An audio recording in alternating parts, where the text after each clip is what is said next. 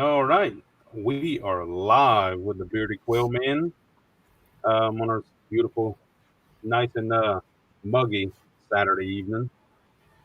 I'm Aaron with Detroit Family Farm here in South Louisiana, and we have Mr. Shane Seal with Seal's Family Farm up in northern Louisiana. We got Sean with Timber Ridge Quail Farm out in Decatur, Texas. Is it Decatur? Close enough? Outward, but it's all right. Close Albert, enough. yeah, close enough, huh? That's next door. Then we have Mr. Dwight with Peppermint Acres Farm out in Canova, West Virginia. And we are the Bearded Quail Men. And unfortunately, this is the last time you'll see us together until the Gulf Coast Homesteading Convention at the end of August, August 30th, 31st in Mount Hermon. So we're here tonight to talk about homesteading woes. Um, so I'll start off and I'll say I'm a king procrastinator, and I'm guilty of this every summer. I always say I'm gonna do these projects in the wintertime, and I'll just kick back in the summertime. And summertime comes, and wintertime me kick back all winter, and I still have all these projects that have to get done. So I'm kind of my own worst enemy when it comes to that. What are you guys' thoughts on that? Same here, for sure. Yeah, we always have a pile of projects that we need to get done on the farm, but it seems like business gets busy and the projects get pushed to the side until we have an emergency and those projects need to get done. Yeah. So What about you, Dwight? I know you guys. I mean, even though you live in the mountains or mountainous region, you guys still y'all get hot up there as well. And I mean, you have a pretty large goat herd along with quail and chickens and dogs. Yeah, we're the same way. You always push back your projects until you have time to do them, and then you end up never having time to do them. Like you guys said, until something breaks, and then you have to get it done. So, but we're the same way. We've kind of been making a list of priorities of things that have to be done. You know, among other things, but things that have to be done. Yeah, it's really tough. And like for me, when I'm working on a project and I have a bunch of I call it my project graveyard. That I in my head when I'm planning the project and I'm sourcing my materials and everything for my project, I'm thinking of this perfect thing, and social media kind of ruins us for that because a lot of forum pages and stuff, they only post the glamorous stuff online. And I mean, there's an ugly truth to homesteading, the real homesteading. And so I'm planning all of this stuff, and I actually go through the process and I finish the project, and I'm never satisfied with it. It's and the thought in my head and the actual final output is never what I'm satisfied with. And I mean, part of homesteading is not being perfect, but always trying to make things perfect. I think that's kind of the nice thing with us doing this today is, and I know we all talked about it earlier, is like you said, you look on social media, but it doesn't matter what it is, your personal page, your farm page, you only see the pretty, right? You don't see the ugly. And there's days. Me and Kim are still in the mood of all this. We're only 2 years into all this, so compared to y'all, I mean, all three of you, we're still working through it. And I promise you, there's days we go, why did we do this? And then there's days when a family shows up with a husband and wife that are excited, and they bring their kids, and they think this is the best thing they've ever seen because all they see is the pretty, right? And it Yeah. kind of snaps you back, and that's why I'm doing this. That's the Yeah. reason for us. It's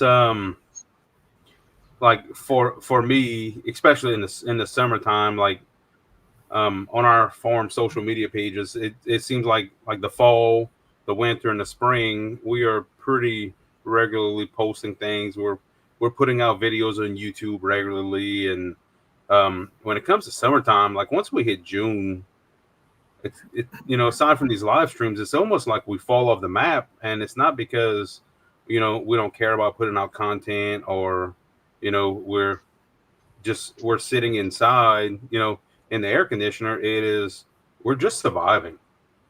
Um, Garden looks like crap. We're pulling plants out. I live in South Louisiana. We are at 2 feet elevation, so when the water falls from the sky, everything's muddy, everything's wet. We got mosquitoes, and it's not a fun time. And maybe we should share the stuff, but for us, it's like we're just trying to survive. We're not even thriving. We're just getting by. I mean, like aside from jalapenos and like bell peppers and banana peppers and some beans, we don't have anything in the garden anymore. Everything's done, and it's depressing when you seen the spring magic and you see now. You know, it's. I mean, I went ahead and I air conditioned my wellborn, and I swore I would never do it because it was 115 degrees in there. Yep. And I mean, I swore I'm said if these birds can't survive in this, then they won't survive. And here I am air conditioning and you know cleaning filtration systems daily, and it's tough. Life's tough. Yeah, and sometimes you get overwhelmed with it. I mean, that's like last weekend. I know me and Hope, we had a list of projects that we needed to get done around the farm, but then we started getting phone calls, people needing this or that. And then we had to kind of divide and conquer. I'll run, go drop this off. I Hope keeps cleaning the poop trays. And then there's late nights. I mean, we get in the house, it may be 9:30, 10 o'clock, and you just got to not let it overwhelm you. Try to do a little bit here and there to stay caught up, and any little win that we can get, at least we go to sleep on a positive. Because there's constantly stuff to do. It seems like we'll do something today, and then I look for tomorrow, and it's another pile of tasks that we got to get done. But we definitely want to keep our customers happy, so we have to also take care of them, make sure they have a good experience with the farm. Yeah, we have the whole trying to divide it between being burnt out and overwhelmed, because that's a fine line that you can get really burnt out on something, or you can get really overwhelmed, and sometimes it's the hard to get it decided what's going on with you, and at least it is with me and with me and Sandy, and we just like overwhelmed. That a lot of times is my fault, because I'll like bringing new things in, and then you get going too many different directions, and you're like, oh, I can't do this, and then you get yourself burnt out because you're overloading yourself, and you got to learn not to do that. It's a hard thing, easier said than done, because I brought new quail in today, a whole new variety, so there's our fine line of deciding what you need to do. Yeah, I agree with Dwight on that. That's like me and Hope. I mean, we got hundreds of chickens, along with the quails, cattle, geese, ducks. It's a lot to take care of, and as a family, you got to find ways to manage that and still spend time with each other.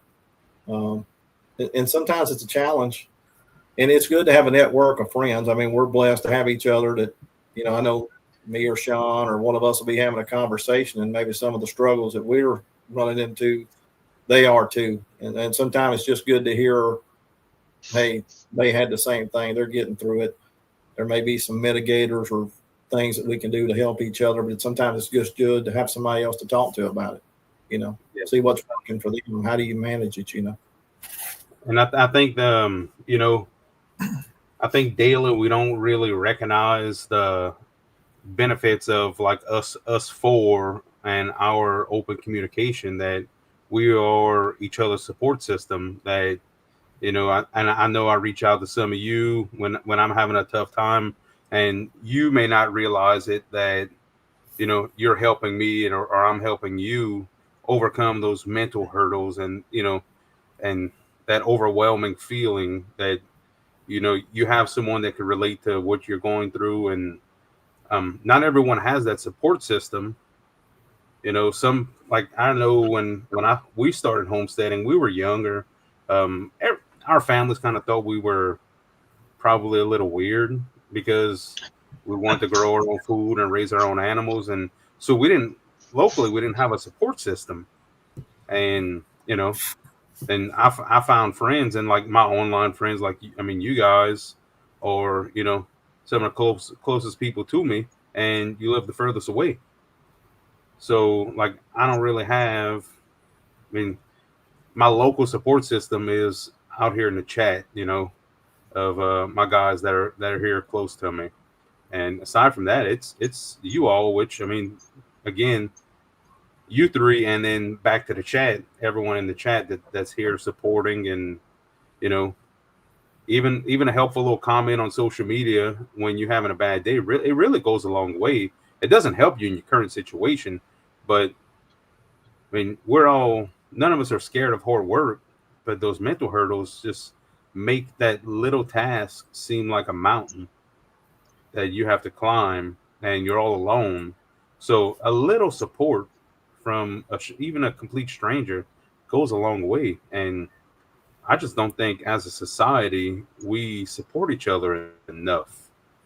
Um, and I think this is, and when we started talking about this Bearded Quail Man and doing this, and this was kind of one of our things that we wanted to do, is I mean, aside from the humor that we provide when us four get together, because we provide a lot of humor, but also support. And us four all have generally the same goals, and the same ambitions in life. So I mean, I think this is a good thing. I think this could go far, because I mean, between us four, we could cover any homesteading topics. I mean, Sean is rebuilding a house for him to live in, all while homesteading. And like Sean always talks about, oh, we only have 2 years of experience doing this, but your 2 years of experience with everything that you're doing is equal somebody's 20 years.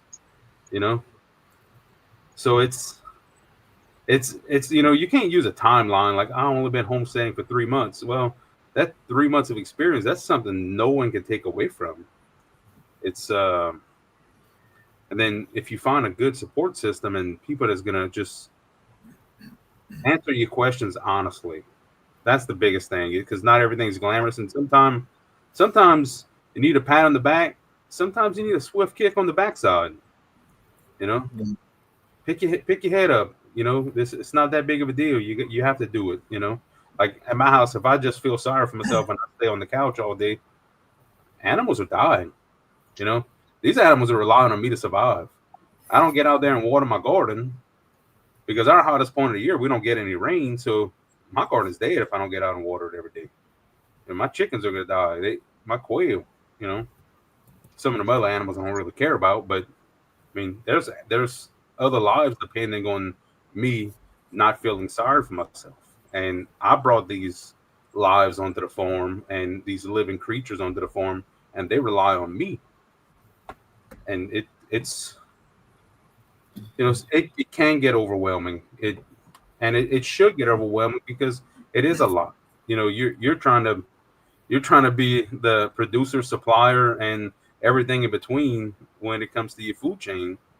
And us as men, we're also the providers for our family. So we have a lot on our backs, and no one wants to fail. at anything. I think some of the biggest deals is, Aaron, is knowing when to reach out and ask for help. There's a huge community of people that would help you.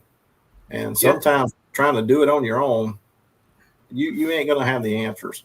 It's just like the four of us. There's a wealth of knowledge between the four of us. And each one of us has knowledge areas. I mean, that's like Dwight. He probably knows way more about goats than I do. Now, if it's something with cattle, I mean, you know, me and Hope deal with a good bit of cattle. So it's using the network available to you. And most of these people are more than willing to help you. And even on certain projects, I mean, some of these people, if you know they have them type of animals and you're looking at a project involving that, reach out to them. I know any of the four of us, if any of these people would reach out, we'd be more than willing to help them or answer questions or show setups or even tell them how we've dealt with certain problems they've had. I mean, somebody in the network can help you. Don't try to do it on your own because you will get frustrated. That's a key thing to take away from this live here today is find somebody in your community or reach out to one of us, whoever it is. There's for help, because like you said, we all use each other, and we probably don't really realize how blessed we are to be able to pick up the phone and call and say, man, I just did this. What do I need to do? You know what I mean? Because Lord knows we make the mistakes. So, and I pick up the phone and call. Yeah. And I'll even say, it's like I had a really, really bad day one day, and it was like it wasn't even homesteading, and like I messaged Aaron and said, "Hey, I need to talk," and like the man called me within like 5 minutes and said, "When you message me, you need to talk. I know something was wrong," and like it didn't have nothing to do with homesteading. And some days you need to talk to someone that's not homesteading. It's just life in general, because sometimes it sucks and there ain't nothing you can do. But if you find that community, you know, I've got people that'll message me, "Hey, you need some help with the farm?" Well, you know, I don't have them do it because they cause me more headache than it would have been if I'd just done it myself. So I don't need that negativity on myself. But sometimes, like I said, it's not just a homesteading question. Sometimes it's just, you know, I'm having a bad day question. Yeah. About a dog? About a dog. Yeah. Dog. Them dogs will get you. Oh, you know, dogs and horse people will blow your ass up. Yeah.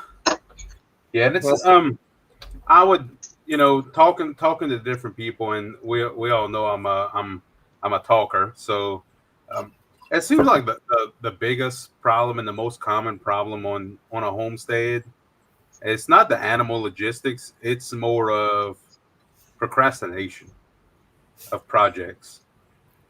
Y'all agree with that? Yeah. Absolutely. Absolutely. I mean, it's. I mean, and I'm guilty of it too. I might be leading the group on procrastination. Like sometimes I procrastinating, and you know, and I mean that's the biggest thing. And I'm very blessed because I have Christina who will write me punch lists down. And in the real world, in my job, I am very meticulous. Like some of the big projects I manage, I mean, we have checklists, we have punch lists when we're finishing jobs. Like, I mean, every I's dotted, every T's crossed, and I get home and I'm an absolute mess. Like, I'll be feeding quail, and Christina will walk in the barn. Next thing you know, I'm sorting quail, not finished feeding yet. Then I got quail in different sorting cages, and I still didn't finish feeding. Then I go back to feeding. Then I'll start collecting eggs, and like no project's ever finished. You know, there's no system to it because I'm just doing what's in my head, and it's like, oh, squirrel, and I'm off on a different direction. And you know, one good way to overcome the procrastination is planning, and you know, set yourself a goal list every week of I want to accomplish this. And And if you break down towards the psychological aspect of procrastination, it's because you are mentally looking at everything you have to do. So your brain just wanted to shut that off because it's causing stress, and stress is pain on the brain. So I mean, that's how procrastination starts, right, Steve? Steve's another king procrastinator. Um, so take it one project at a time. Don't look at project two. Do project one, and get done with that, completed in its entirety. And I hope Christina is not listening to this because she's probably writing a list out there for me. Like, you said this, you said that, you know. But do one project and complete it entirely, and then move on to project two. But only look at project one. Don't worry about two and three. You're not there yet, and that's one way to overcome procrastination. And I have actively been forcing myself to do that the last few months of finishing one project before I move on to another one. And Christina actually noticed it the other day that I'm like completing tasks, and it's because I'm not looking at my list of stuff to do. I'm looking at one single task at a time, and it it makes life easy. Like this packaging eggs. So, someone orders jumbo browns, right? You want to send them jumbo brown eggs. You know how many times I kind of just got lost in space and I'm like, oh crap, did I grab that egg from the jumbo whites? So I got to take all of those eggs. I'm not shipping them to anyone because I don't know which eggs are which. So, that's eggs that are not getting shipped out, and I incubate them. But still, I had to train myself to focus because I was getting overwhelmed by everything I had to do in the day. And because I work full time, I come home, I farm, and then all my extracurricular stuff I do, and it's a lot. It's an absolute. It's a lot, and I think, procrastination is from being stressed. yeah, I think some of them projects, Aaron, you got to have a system to attack them. And I know for me, I work a full-time job, so I'm going 4 days. And Hope's here running the farm pretty much by herself. So she'll have a list of stuff like if there's something wrong with the watering system or some little things, she'll try to make those are priorities. I have to get those done while I'm home for those 3 days to help her. So you have to tackle those first and count them as a win. And then if I got bigger projects, like right now, I'm working on building some individual chicken houses. Those are huge projects. I'm not going to finish them in a weekend. And then Hope has a Skyline calendar that she actually started putting all of our orders in with times and dates and where I got to meet these people and what they're ordering. So I got to look at windows, and Hope is like my biggest advocate of keeping me on track because I'm like, let's get it. And she's like, you need to slow down. We need to finish this. I mean, you didn't finish the water lines first. We got to finish those. So I'm the same as you, having her kind of help keep me on track and some type of organized system because, we still have customers that need stuff and I still have activities to do on the farm. And really, it's just me and her and the kids. So you have to find almost like managing a work schedule at work. What's my timelines? I got 2 hours here. What can I get done with that 2 hours? Okay, well, I don't have time to go pick up feed because I got to drive an hour or whatever it is. You got to find things that you can do in those windows to when you sit down at the table that night to eat with her, you can say, hey, we got these things accomplished today, and actually feel good about what you got done instead of taking on projects that, you just ain't got the time to finish them. Or maybe you don't financially have enough money to hire help, somebody to help you. That's another thing that you got to look at. Man, I need these finished by this deadline. I need this stuff finished by the end of the month. So we have to look, hey, do we have funding to hire a couple of boys to come to the house and help us? So I don't know. You just have to find ways to try to manage your time and get your projects done and still have time for some family life.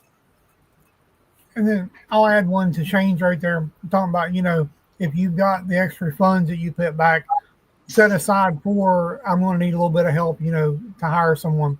So I had a guy message me. He says we're friends, we're acquaintances. he's like all the time, hey, you got any farm work? You got anything you want to do? So he was wanting, of all things, he was wanting one of my puppies, and I made him a deal. If he would come and do some weed eating, he could pick him out a puppy, and it worked out for both of us. He's late 20s, early 30s. He weed eated enough, well, about the size of a long wheelbase pickup, and quit. And I ain't seen him, and that's 3 weeks ago.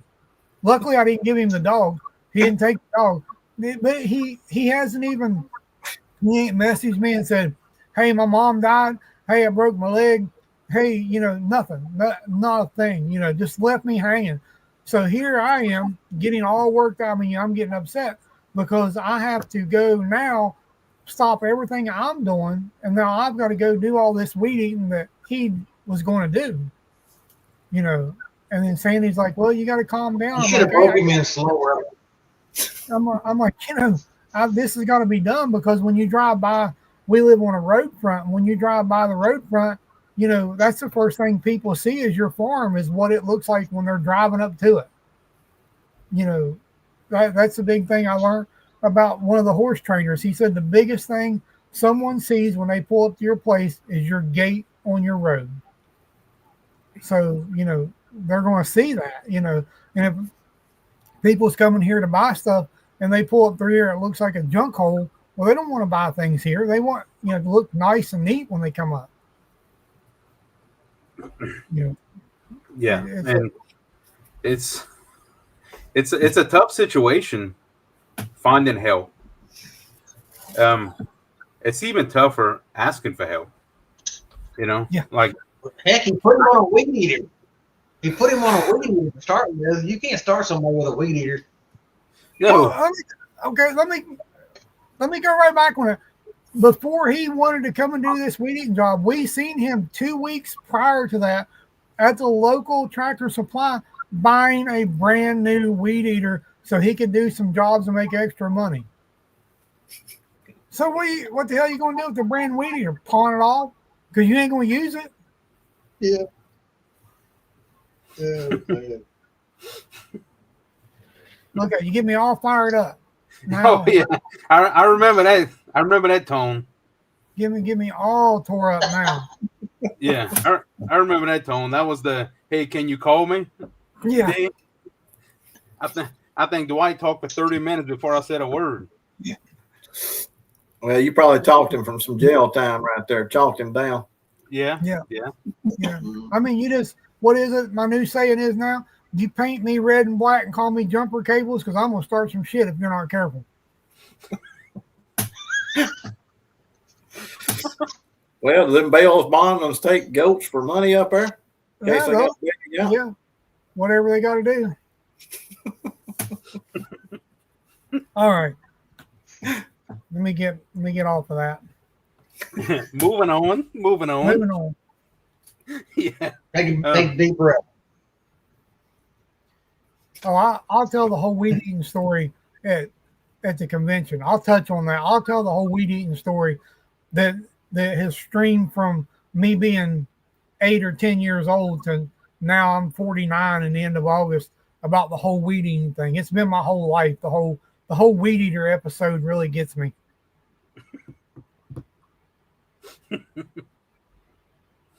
Yeah. So, what do you guys use personally to stay on track on projects?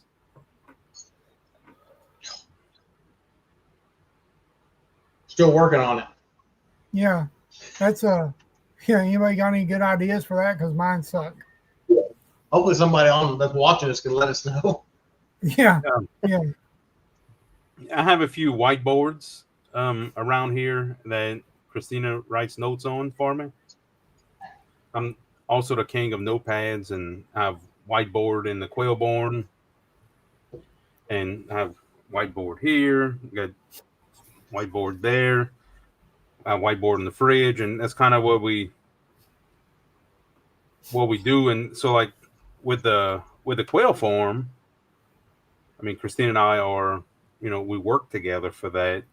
So it's find that balance. Like if you're doing like a business side of a homestead with your family, when do you talk business? When do you talk family?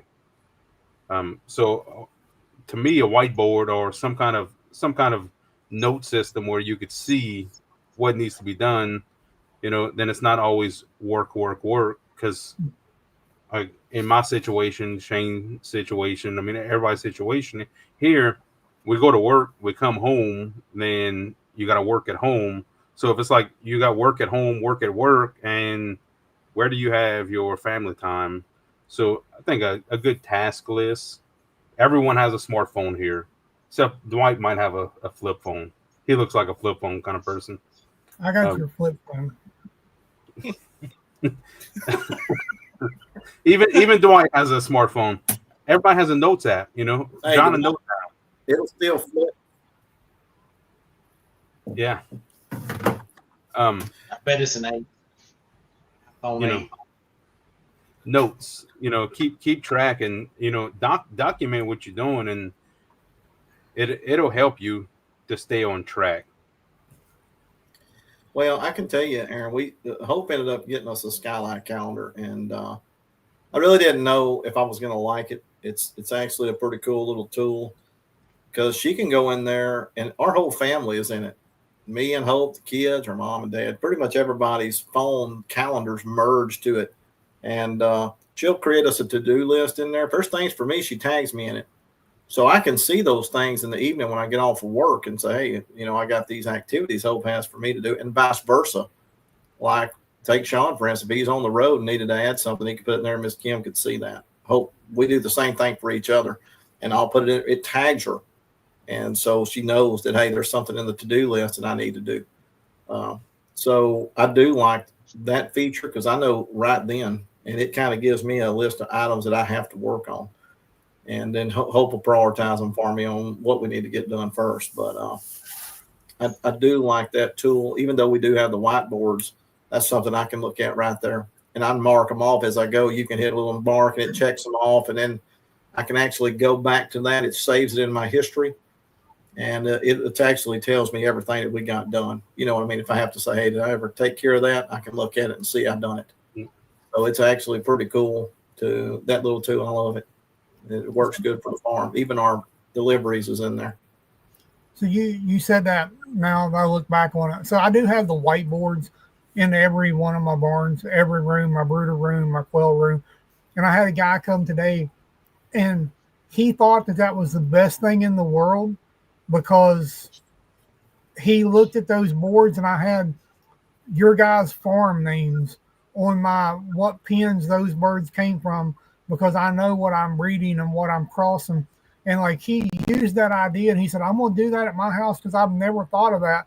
And that was just second nature for me. I mean, that board, I've always had the whiteboards. I never really thought about them being a priority, but that guy had never used one.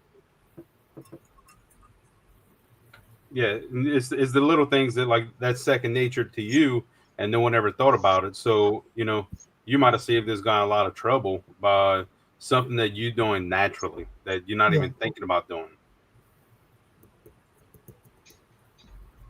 Also, before we get any further, we will have a giveaway tonight.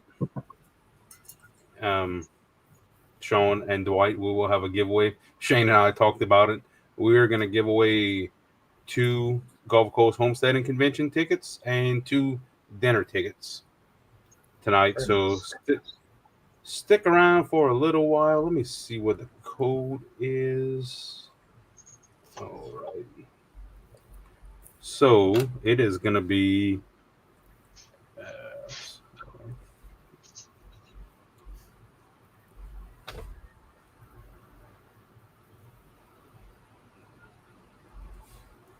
it's in the chat. That is the code GCHC, Gulf Coast Homesteading Convention. Hashtag Gulf Coast Homesteading Convention. And towards the end, we'll do the drawing for it. So that should be fun, right? Yep. Then you get to see the Bearded Quail Men again, live and in person. We'll do autographs. Yeah. Won't be as censored. It won't be official. No phones or recording devices are allowed during the presentation. Yeah. It's going to be a Bearded Quail Men full throttle. Yeah. So I'll give you a sneak peek for the convention. We will have a dinner on the Saturday evening under one tent, and the Bearded Quail Men will be talking for the dinner. So everyone will get to. You can sit down next to someone you like, or you can sit down next to someone you don't like. It really doesn't matter to us. You can sit by yourself too. It doesn't matter. And we'll be up on stage and we'll be doing our normal shenanigans, and we'll take questions, and we could do autographs if the need arises. I hope my wife stands for my autograph, but it'll be fun, and we're coming towards the end. I think we have 3 weeks left of ticket sales. Ticket sales are going well. Kind of like where Shane and I had anticipated. So we have our number, our maximum number of tickets, and we'll shut ticket sales off at that point. So don't wait too long, because we have 3 weeks left. But once we hit our target number, and we'll cut it off, because we want it to be as close to one-on-one as possible with all the speakers. And we don't want this big crowded event where we walk away with money. Since the start of the event, we have always planned that we're not looking to profit from this. So once all the dust is settled and the last piece of trash is picked up, we'll be at break even zero. And that's fine, because we want to provide a good service and a lot of education. So this is not a money grab. This is not a money making event for any of us. It's something that we felt we wanted to do because we were passionate about teaching and sharing our joy with it. So we're not going to have a big crowded event where, you have to wait in line to talk to someone, or if you have a question, your question will go unanswered, unnoticed, because we want it to be small. We want it to be where you could walk away with as much information as possible. And that's the goal. Is we want to inspire people doing this, and we want to help you cross those hurdles. We want to teach you the tricks that we've learned from making mistakes homesteading. And boy, I got a long list of mistakes I've made, and hopefully help someone. And I'm super excited about it. It's close to home. It's with my friends. Literally all my friends are gonna be there. So it's exciting, and I'm ready for it. I'm ready for our talk. I know we kind of talked about some of the stuff we're gonna talk about for it, and I'm super excited about it. I'm super excited to be in person, sitting on side of you guys and talking about it. It'll be a fun event. I hope everyone here can make it.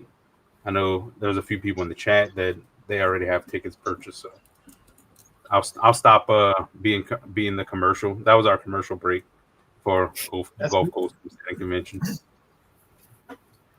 Yeah, we got anybody with questions yet, or anybody got questions for us, or let's see.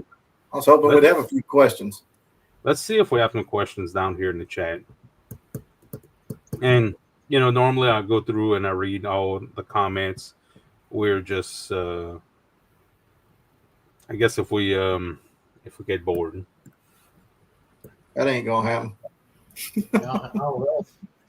We talk all night. I got one. So I'm watching the comments. Hold on, sir. You gotta wait. It's your turn. Go ahead, Mr. Dwight. Mind your elders, man. So I'm watching the comments, and I haven't seen anybody ask this yet, but there was something brought up like on one of our meetings before. When you go to a farmer's market or a swap meet, something, and you get the whole "why am I here" kind of feeling, because because people like your prices. They'll say, "Oh, well, your prices are too high." So I literally had a guy say, "Oh, well, what do you want to do? Make a living off of this?" Yes, that's what I'm exactly doing, is trying to make a living off of this. You know, Sandy has the off the farm job with with the public. You know, we chose for me to be on the farm working. Well, yeah, I have to go work with the public. I have egg deliveries, I have milk deliveries. Some Saturdays I do choose that I want to go to a swap meet or something, and I'll go. And that's the biggest aggravating thing about being there, is when you give people a price and then they think you're like trying to rob them. I'm not. If you want to sit down and and I can go over the figures with you, feed bill, my time, water bill, electric, it adds up. you know so if you go to those things, don't let people beat you down. Don't take, I mean, of course we're going to take it personal, but don't let them beat you down. Just keep on, just keep on doing it, because you'll eventually overcome their negativity. And I've learned now that if people are really negative, I cut them out. I got a list. If you're negative with me too many times, I don't do business with you, because I don't have time for that. Yeah, I'm the same way. And I'll never lower my price to accommodate a customer that's not willing to pay what my product's worth. I I do make deals and whatnot, but I won't lower my price to meet someone's demand. Yeah. And because all of my prices have been very carefully gone over. I did the math. I know what my expense is, and I know what I need to get out of each specific product to break even. I know what I need to get out of it to keep the lights on, so to speak. And you always have to factor in growth there. Like when someone purchases eggs from me, it's not for me to go, get all this money and then go on a lavish vacation. You know, this is to sustain itself, because I wouldn't necessarily keep the scale of quail I have without selling anything, but I'm still going to keep my quail. Mhm. But like right now, all the extra I keep it for everyone else, and it's a great way to you know spread quail around, and I really enjoy it. And quail, I mean, look, quail brought us together, us four. Yeah. Shane and Dwight, you guys knew each other from the hunting dog world prior to, but look, quail brought us all together, and it's Yeah. this incredible little tiny poop machine brought us together. Boy, we know they poop, right? Oh Yeah. Lord. They do. Well, to add on to what Dwight was talking about, uh,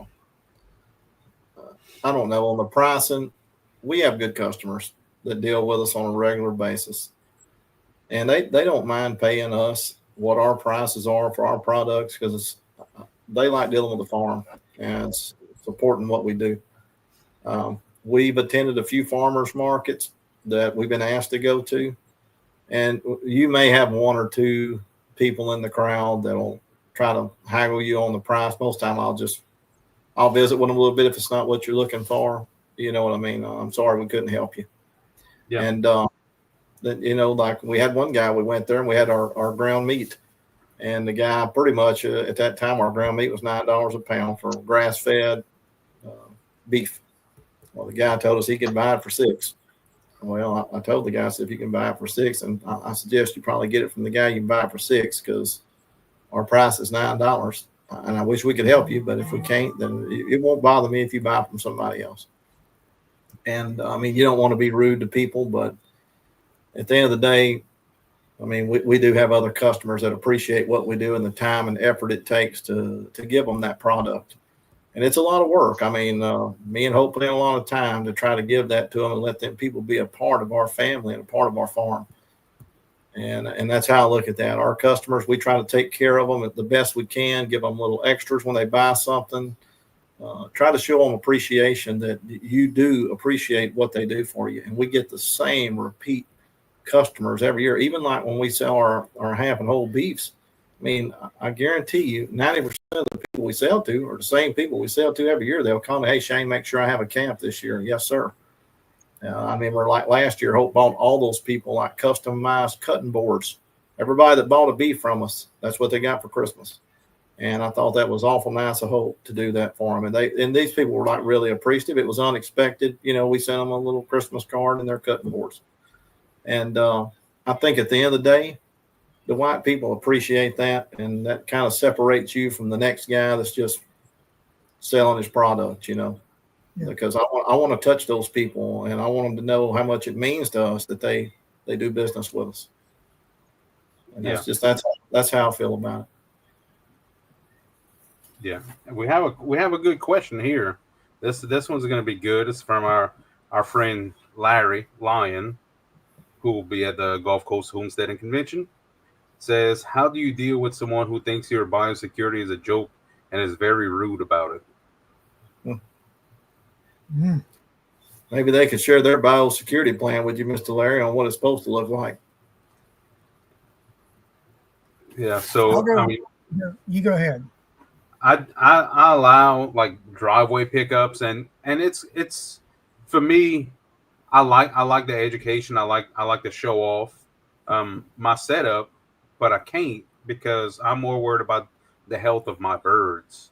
So we do drive pickups in the driveway, and you get people like, you know, the local people. They call or they message and, oh, I want to come check out your setup.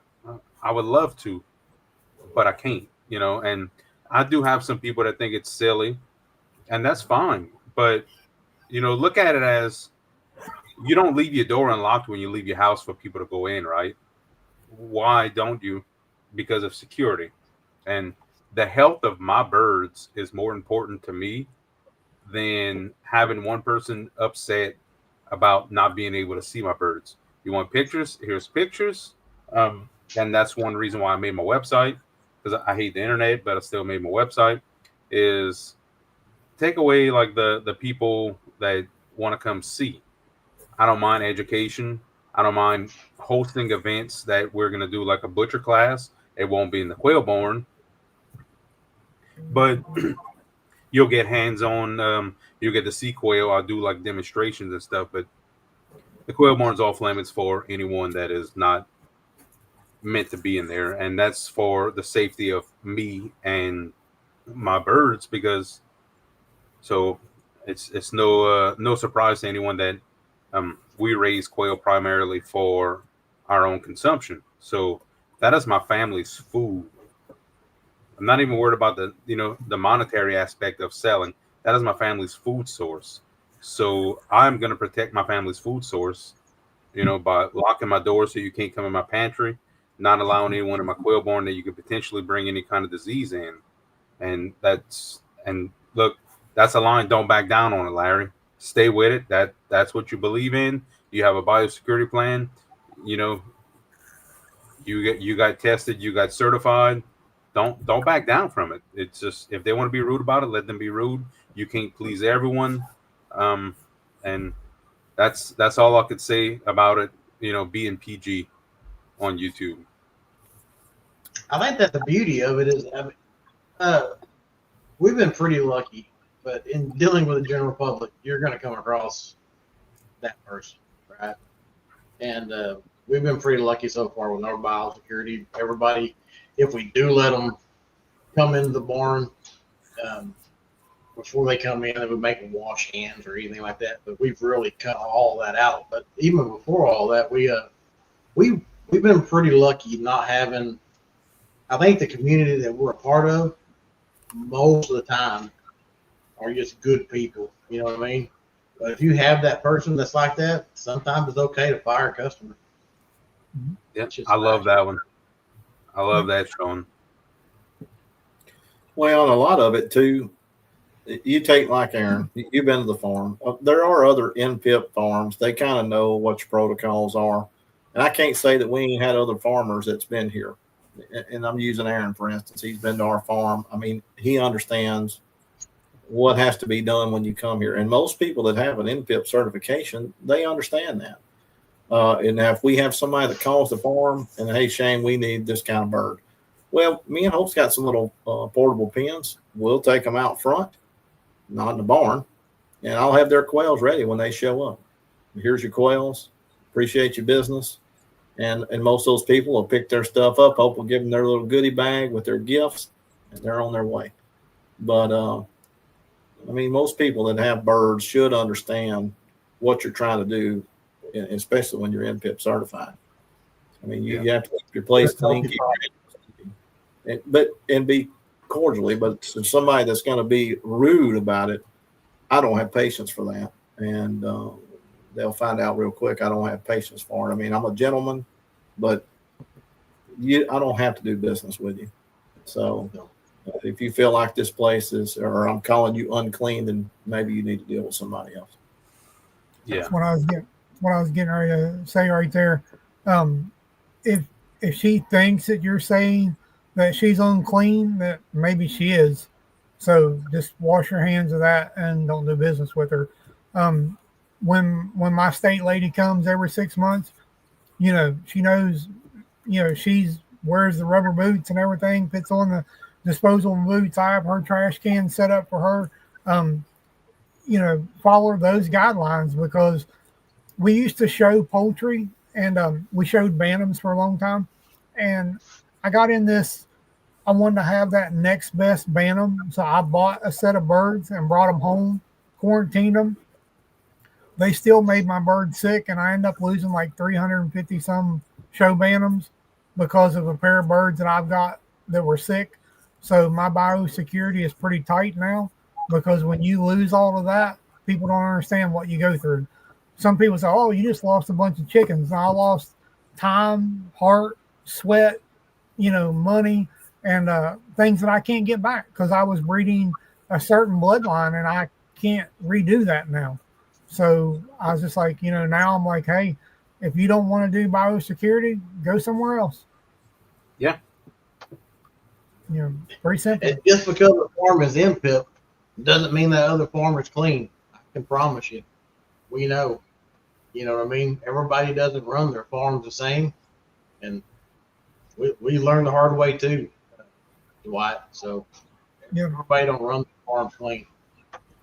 Yeah, and I mean, it just so I mean, it is a certification. It is proving that, and all it's saying is that at that specific moment in time, your birds tested negative for the things they test for. That's all it means. Now, I mean, you can have someone who doesn't have birds, and wild bird manure they step on with their shoes, and they track it into your barn. Like, it's not malicious. It's not necessarily somebody maliciously going and get your bird sick. It could be accidental, and the scariest part, it's something you can't see. Like you can't visibly see. Like, I see something in their shoe, they bring it in. It's unseen, and then next thing you know, it's like if I had like an avian influenza outbreak in my quail barn. I mean, you're talking about 7 to 10 days. I lost all them birds, and it would be very depressing because, like I said, they feed my family. They bring me joy. That is one thing I am 100%, aside from my family, 100% passionate about is my quail. And I mean, that would be like cutting an arm off. It's So I'm gonna protect it. And when you go make a withdrawal at the bank, do they allow you to go into the safe and get your money? No, someone brings it out, right? It's the same concept. And I've had some kickback, Larry. Going back to what your comment, people are like, oh well, your birds must be dirty or sick that you don't let me see them. No, I know what I have. You want a picture of a bird? I'll send you a picture of a bird, but you're not coming in my barn. And if you don't want to purchase from it, that's fine. I understand completely. And when I go, because a lot of times people getting started with quail, local-ish, I'll go and help them get set up. I'll deliver their first set of birds, and hands on. I'm not wearing any clothing that I wear on my farm. There, like when I go visit Shane, I'm not wearing my farm clothes going to Shane's house. So that way, if anything my birds have won't transfer to his birds. It's just one more level of biosecurity. It, go ask Tyson if you can go in their hen houses. You can't. Just So I, you just will, let them be rude, Larry. so I got a biosecurity one to add to Larry. So I didn't buy, I had a lady give me a new guard dog, a new Great Pyrenees, because he was starting to be a territorial dog with his dad. So there was some issues there. So I brought him home, kept him quarantined in the goat barn, and then I put him out with the goats. So he came from a clean farm. I know this lady's clean. I've seen her dogs, I've seen her goats, everything. So, we checked for barber pole worms for our goats and everything. Never have a problem. About 4 days after he was here, 5 days after here, I got a goat that was sick. And she ended up with roundworms, or like hookworms, like you would get from a dog. So she got really, really bad treated. I mean, she was really, really sick. So we got everybody treated, but that's probably the only place it could have came from was that dog, because we've never had that issue before. I'm not saying that dog was dirty. That lady's not dirty. It was a parasite that dog was carrying that my goats had a reaction to. And it can be the least little thing. I happened to walk out one day, and that's one of our milk goats.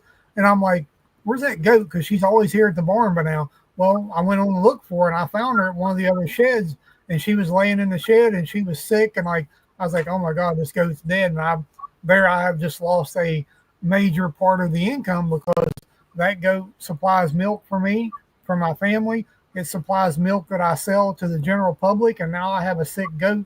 Now my mind is going, what's going on? Because now I've got all of my milks contaminated. What's wrong with this goat? It was a biosecurity issue that I failed on, but I don't think it was something that, like you said, Aaron, you can't see it. I didn't know that dog had, that worm that was going to react that way and hit that goat as hard as it did. But that's just biosecurity, and sometimes it gets by you. Yeah, it can happen. It's a sad situation if it does.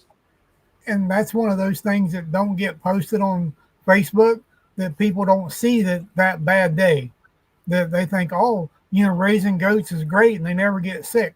No, they don't see the bad day when I'm sitting out there in the barn, giving this goat medicine. Sandy's pulling up medicine. We're trying everything we can do to keep this thing alive, not just because it is part of our income, is because it's our goat. And that goat is like, we love her to death. She's part of the farm. I mean, she has a name. She's not goat number one. She has a name. And, that was a little bit hard to take, thinking I was going to lose her, because she's a very good asset to us. But like I said, people don't see that. They don't see that day. And that's not something like I got on Facebook and ranted about it. No, that's just part of farming, but it was a really, really bad day. Yeah. Maybe we should create a group and where we could share just our bad farming experiences. Let's call it negative homesteading. Yeah. And just share our bad days. Yeah. Not the Instagram gardens. Just like, I'm carrying these trays of hatching eggs, bringing them in from the barn to go put them in the incubator, and slip and fall and drop 480 eggs on the ground. I'm sure we've all dropped eggs. Oh yeah. I made a video. Go ahead, Sean. You muted, Sean.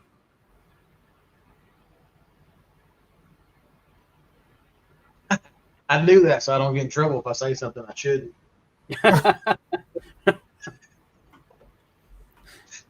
I'm normally muted. No, it's kind of that the farming failed. I mean, last year we said we weren't going to sell chicken eggs, eating chicken eggs, and the more we got into it, the more people wanted chicken eggs. So we kind of jumped the gun and decided to go buy laying chickens. You know what I mean? And we found somebody and we went and bought them, and they were MPIP. We brought them back to the farm. We still isolated them, had them by themselves. It was about this time of year. It's hot. They just smelled different, you know. I don't know what it was. They smelled different. And the next thing you know, a week later, one would die, and then another one would die. And him had just got out of surgery. And we've already made commitments to people to provide them with eggs, right? And we found these chickens, and they were layers. So a week goes by. I had these for a week, and I bought 40 of them, and I killed every one of them because I couldn't bring that stuff on my farm. You know what I mean? We don't have that stuff right now. I don't want to bring it because, kind of like what Dwight was saying, you don't know what comes in. I don't even know if that person might not even know it, right? But they were sick, and we didn't want to have to give them antibiotics all the time for whatever it was. So, and ever since we got rid of those, we found a good farm to buy them from. All of our layer chickens, we don't have problems with it, but we did. It was a mess. That's a lot of money and a lot of chickens to cull because they're sick, you know. Yeah. Yeah, sometimes I don't think it's right. Right decision. Was it the right decision? I don't know. I mean, y'all could probably help with that a little bit, but we got scared. You know what I mean? We don't want avian influenza on our place. We don't want it nowhere close to us. We don't want anything that we can control. And instead of taking a chance, we just got rid of it. Yeah, well, I can tell you, we ain't much on taking live birds in here. I mean, I pretty much try to stick with what I have. I mean, we raise, like I say, the American breast chicken. We got our quails.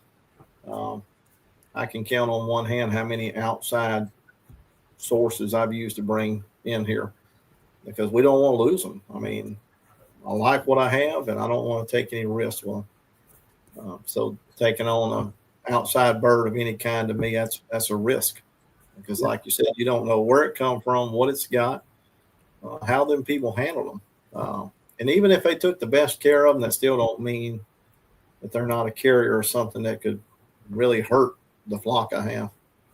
And I'm pretty much out on that. I don't really care to take nothing else in if I don't have to, unless I can hatch it. If I can hatch it in my environment, then I may have a little more comfort fooling with something like that. But that's about it for me with that. I'm going to take a quick commercial break. Just to give Timber Ridge Quail Farm a plug. We got Mr. Gary Evans here. Said I enjoyed meeting Sean and Kim. Got some quail and some eggs. Had just under 70% hatch. Going to get more of each next week. Thank you again. Thank you, Gary. It's good feedback. Yeah, good feedback. Does Gary want my sombrero one? Because I have it close. That may shade that face a little bit. Yeah, we might like that. There you go. So, Fellas and Flaps is asking for any advice for selling a few quail. We're just starting out, wanting to know what is best for the roos that we have, sell or eat. I'm long-winded, so I'll go last. Probably better just go ahead and eat them, because selling your males is the hardest thing to do, unless people just want you to give them to them. So they don't really, unless you find someone that's going to eat them, being able to get decent money for them, that comes to that point that where like people are going to say, oh, well, you're wanting too much for that. Well, I know what I have in that bird. So it's easier to eat the extra males. And if you want to make a sale, like later when you have extra females, you can make the sale, but the male is always the hardest thing to get rid of. Yeah, I agree.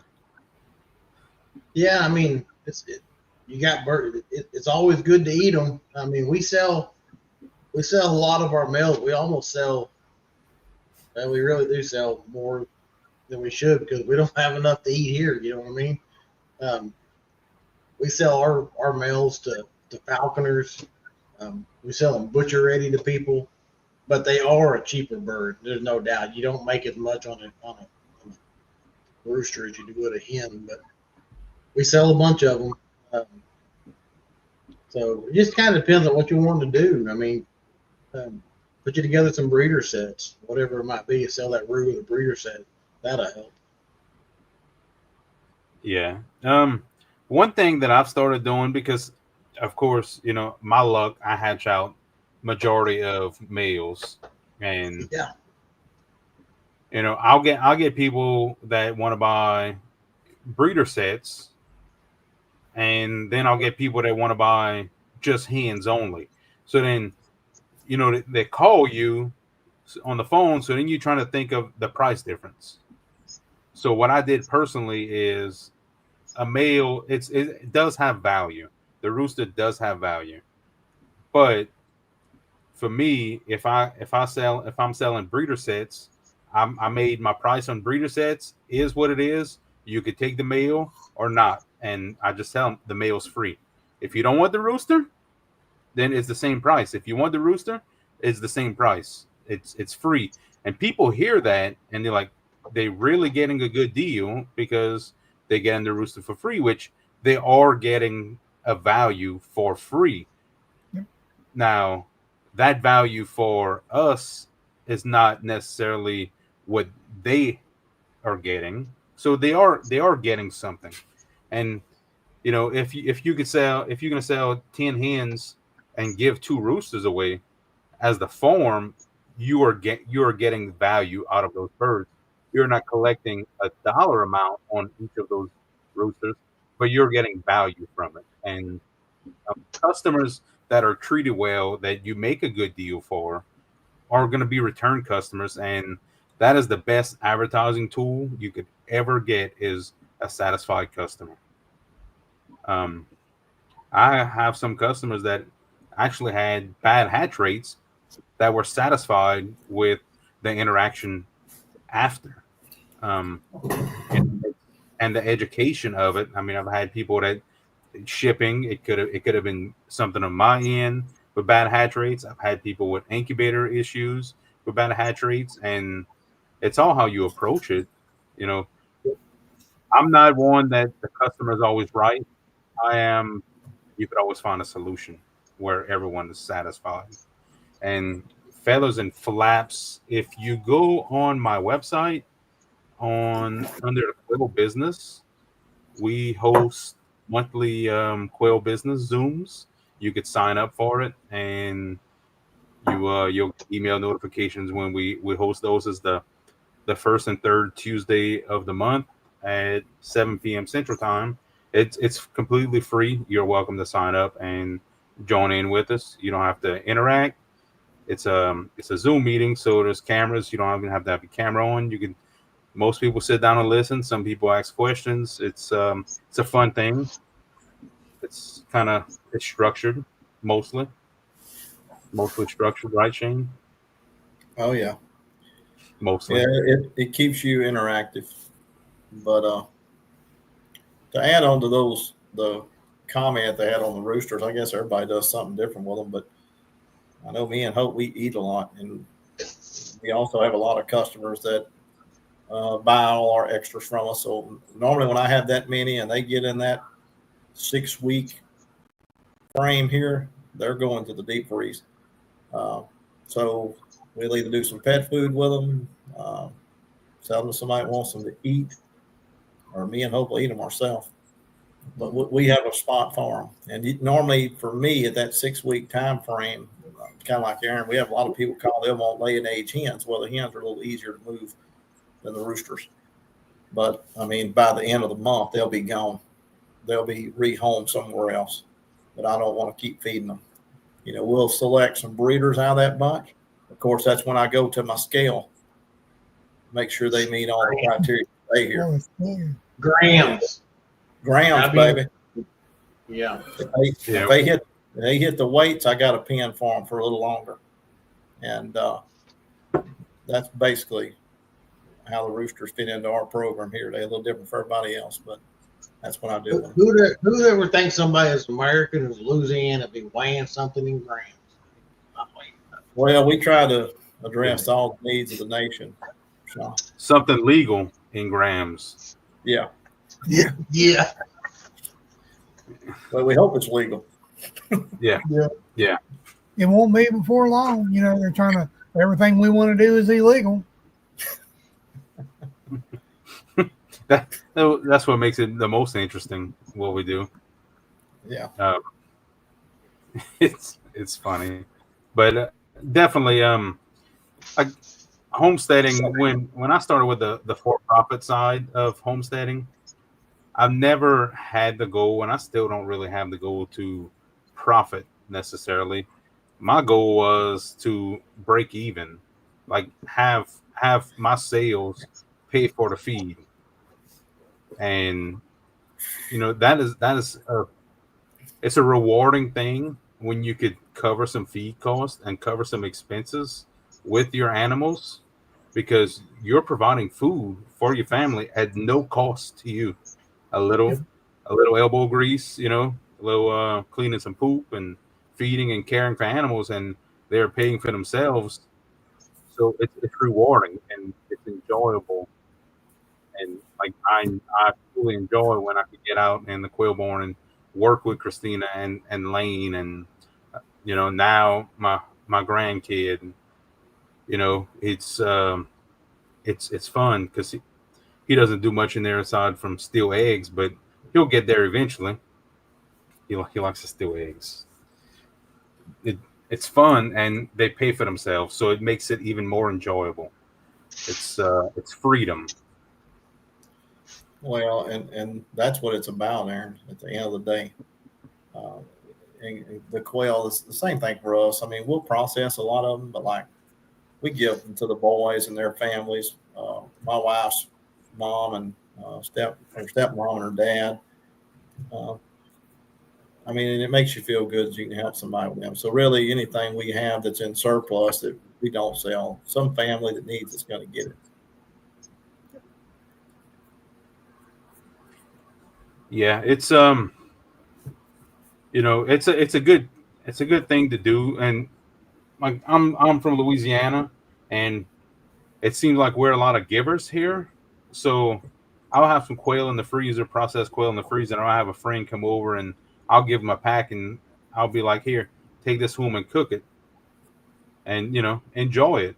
And again, it goes back to, and you don't want to put a dollar amount on everything, because I mean those quail costed something, but that friend is taking quail home and cooking them. Now that friend may potentially start raising quail because he likes them. That friend may come back and want to buy quail from me to cook. So that's fun. I mean, Louisiana, we like to eat and we like to share.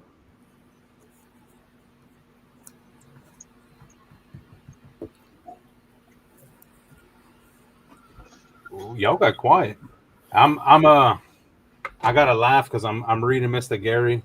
Gary's comment. Said enjoy talking to Mr. Guitros also, and he really does like to talk. Gary and I stay on the phone for over 2 hours, and I think we were both trying to end the conversation at 15 minutes, and we just kept on talking. So I'm not the only one guilty of it, because your hang up button works just as well as mine does, and we just kept on talking.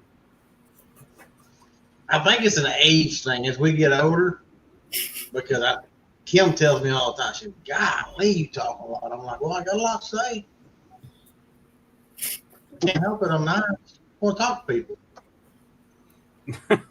That's a good thing. People don't communicate no more anyway, so yeah, it's good to talk. I mean, I'm a visitor too, Bub. I love people and I love business. When I'm talking to Aaron or somebody or Shane or whatever, or Dwight, and it starts getting, I'm ready to get off, I'll just start going, I'm in a bad area. I can't talk no more. Can you hear me? Can you hear me now? Well, what I normally hear then, Sean, is Kim say, What are you doing, Sean? And that's clear as well. I see Hope at the bottom commented, Aaron, eat them in a gumbo. I'm from Louisiana and I don't eat gumbo. Ooh. What's wrong with you? I'm from West Virginia and I eat gumbo. There you go, Dwight. A gumbo is just a burnt flour soup.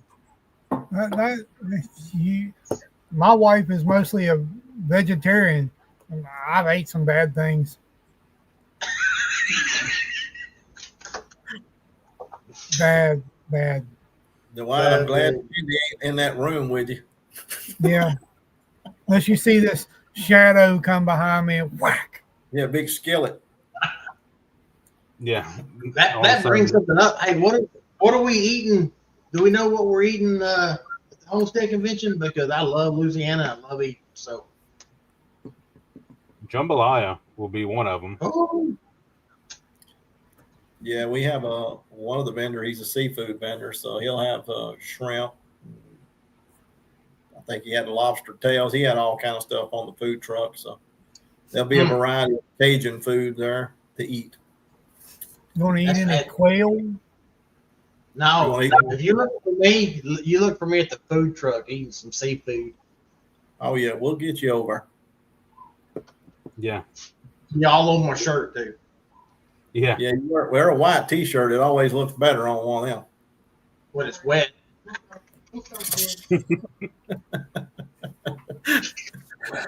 All right, we got to have where's the censor button on here? I can mute him. Yeah, I could. That's what happened. He didn't mute himself earlier. I just got tired of him and I just muted him. Oh yeah. Damn bourbon. Yeah. I hit the mute button on him. I was like, we gotta silence him. So I want to put this in here before Aaron says, "Oh, it's time to quit. We got to cut everybody off."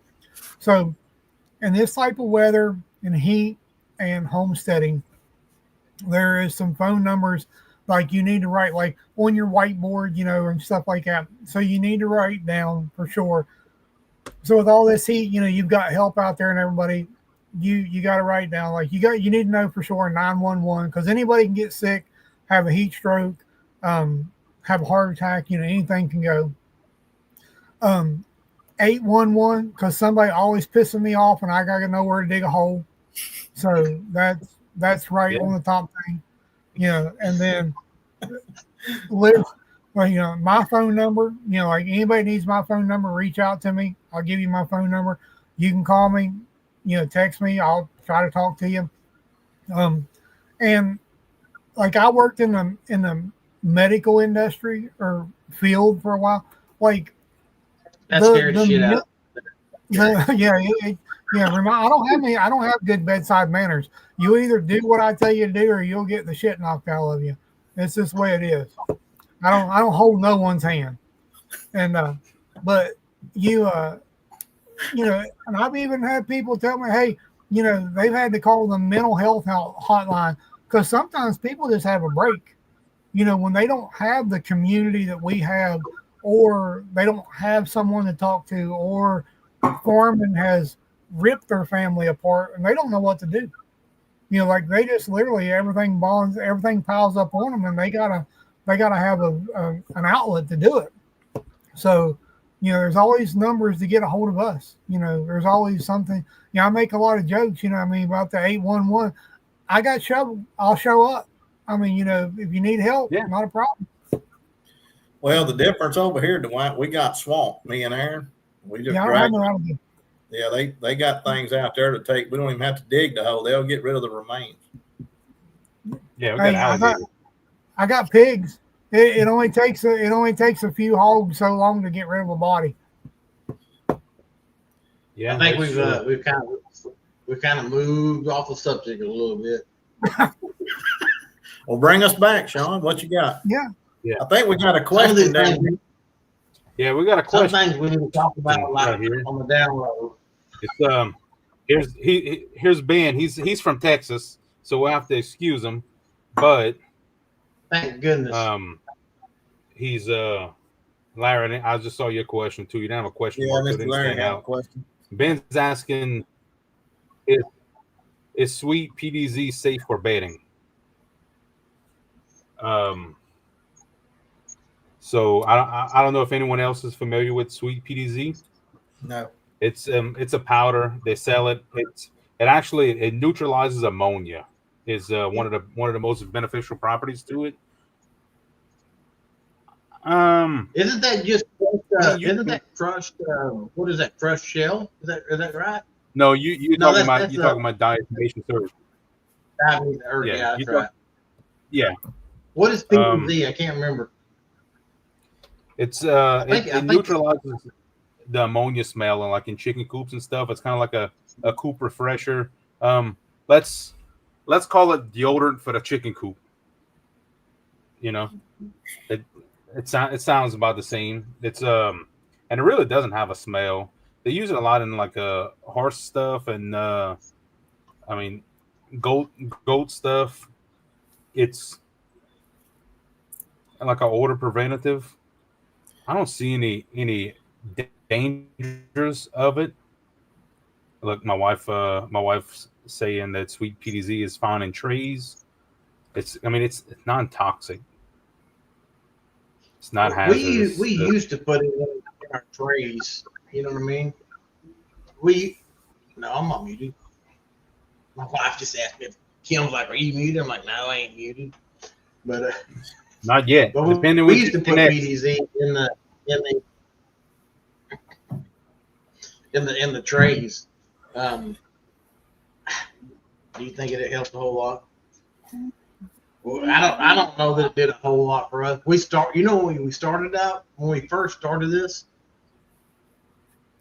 a couple years ago, we started putting that horse bedding in it, the pelleted horse bedding.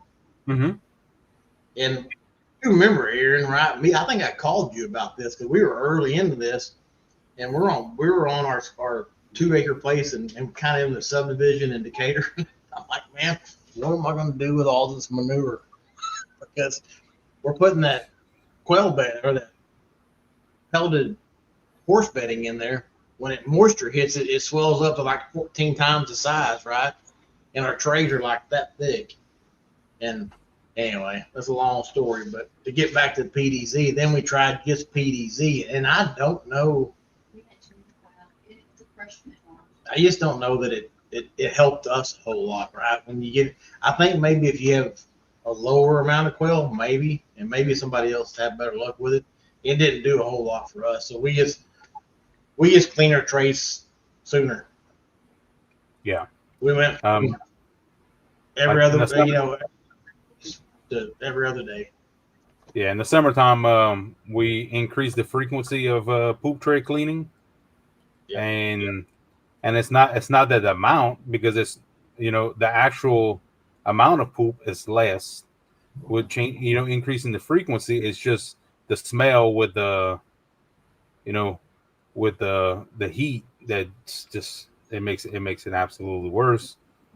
So we're doing less poop every time, but it's more the smell.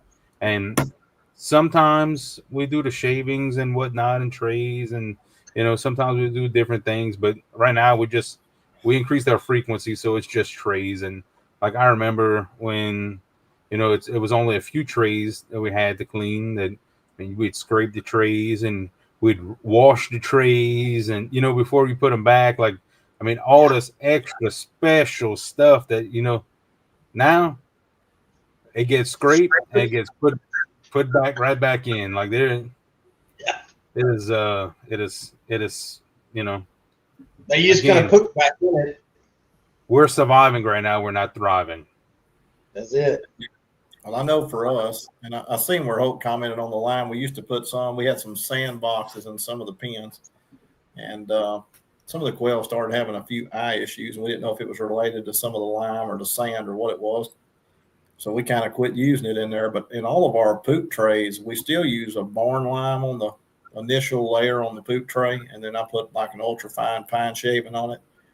And of course, the quail will pass their manure. To me, it does help keep down the smell. And we use a lot of that for fertilizer on the farm. So the barn lime actually is a good additive to the tray manure that we have, because I spread it all over the pastures for the cattle. So that's kind of what we use on the trays, and I like it. It seems to keep some of the moisture down on the trays. It ain't as bad. Pretty much when we dump them, it just slides right off into the manure spreader, and we'll scrape it a little bit. Some of the trays, if they get wet, like a water leak or whatever, me and Hope take them out there and rinse them off and then put them. But barn line, we definitely use it. I mean, I buy it by the pallets here, and but it's really like our initial base on the tray, then the ultrafine pine shavings, and then we'll, of course, have the quail manure. But we'd really do it like that because of where we use it after I take it off those trays. And then even last year, we sacked some of it for fertilize, so our local feed guy, Mr. Brian, wanted some of it. So we took it and it actually had an analysis done on it. It was like equivalent to triple 13 with the lime and the shavings and the manure. So that's kind of how we utilize it here, but I've never used the PDZ here before. I guess because I'm an old farmer, we used to use nothing but barn lime for horse stalls and what have you to knock down the ammonia. So I know it's pretty safe for animals. So. I bet you that lime is probably cheaper than PDZ. I bet you. I don't know. We pay maybe, like, maybe I think it's $4 something a sack for 50 pounds, Sean. And I'd like to say they bring it back to PDZ. Oh, I have what's no a bag idea. of PDZ cost? I don't know. I'll use my friend Google. But yeah, to Mr. Ben's question, I mean, I've never used the PDZ, but I know the barn lime that we buy. I mean, I buy it by the pallet. That's safe for animals, and we pretty much keep it on all the poop trays. See that Walmart, $35 for 40 pounds. Oh yeah, I think we pay four something a bag for 50 pounds of the barn lime. Tractor Supply, $16 for 25 pounds. Yeah. Yes, I think that question to go back, you could probably go to lime and do the same thing you're doing with that PDZ. Yeah. I think that PDZ is used a lot in I might be wrong with this, but like horse stalls. Yeah. But we use the same thing, Sean. The barn lime, specifically barn lime, because it should be an animal safe lime.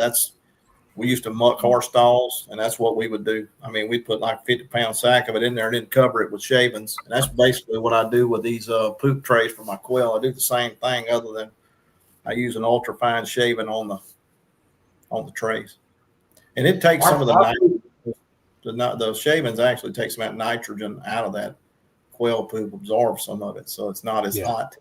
So we used to use pine shavings, and then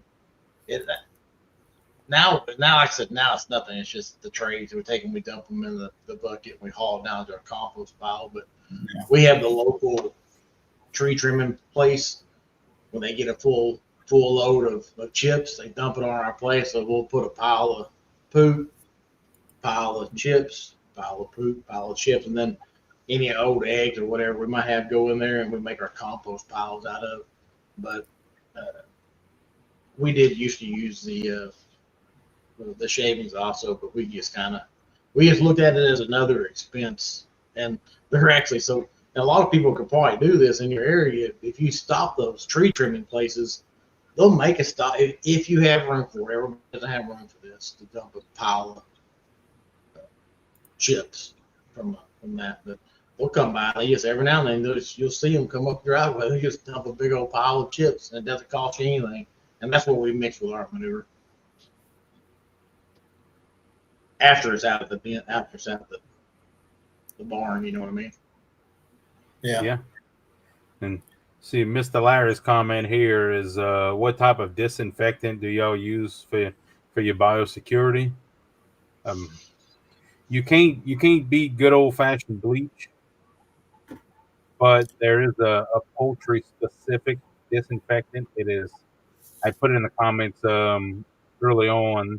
It is Tektrol, Tektrol, and it is you dilute it. It is it's a good like foot bath station disinfectant. It's a good all around disinfectant. It's potent, and it'll kill anything that could harm your quail. It's probably a little expensive per gallon, but I seen you use odor ban, so it's about the same price per gallon, and you could it's it's a good poultry safe disinfectant, and that's what they use like on the big hen houses and whatnot. That's what you'll find there. But you good old bleach, pour that some. we use as an odor ban. Yeah, So I sent you a picture, Aaron, to get you to put in the comments because I can't.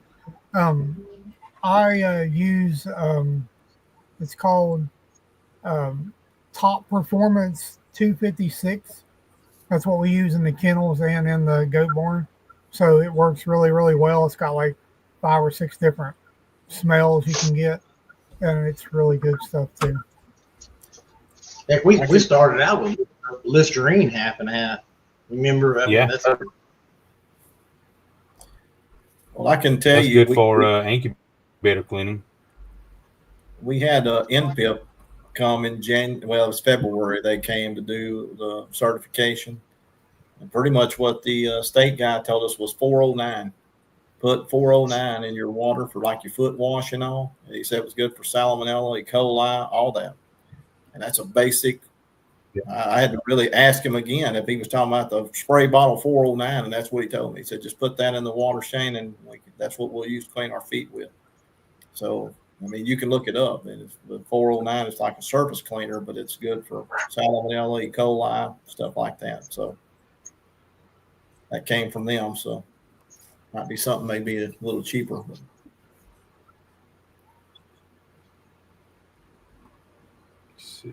I'm gonna put the link in the comments for the stuff that Dwight was talking about.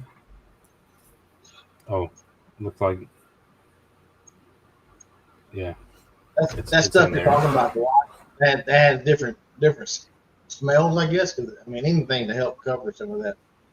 Yeah, like there'll be like lime and cherry and fresh scent. It's got because especially in the dog kennel and the goat barn, when you have people come like and they're picking up milk and like we'll have a goat on the milk stand, like they'll want to see one being milked.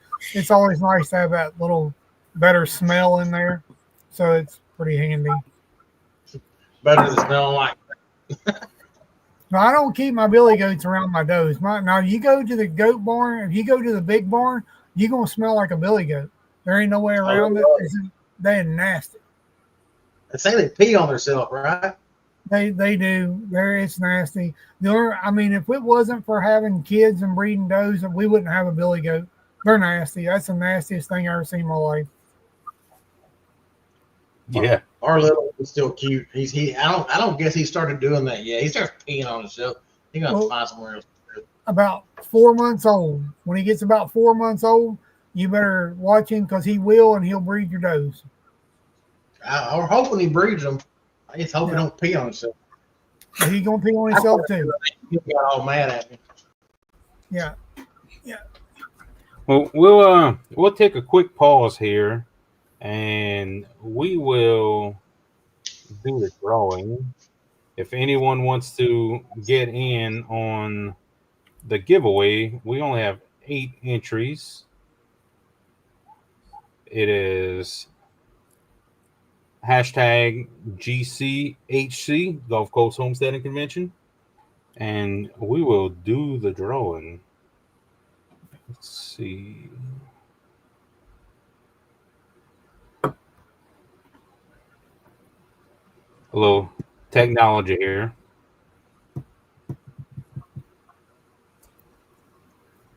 All right, everyone can see this, the giveaway tool screen. No. What in the world? I think maybe because we got 4 of us, not letting me.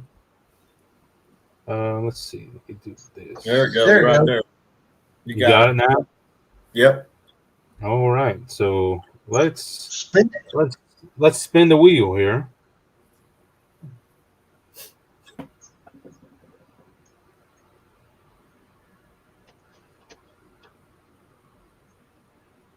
Is these chicks? The funny part is that I seen in the comments that Izzy's chicks was talking about they need to buy their tickets. So They don't have to now. no, contact one of us. Yeah, contact one of us, and you could email me. I'm gonna put my email in the comments.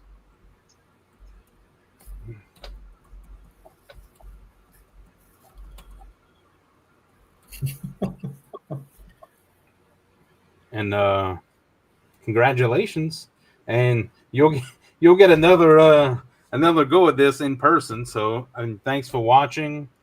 I hope everyone liked the stream. Give the thumbs up, and look, if you didn't like it, that's fine.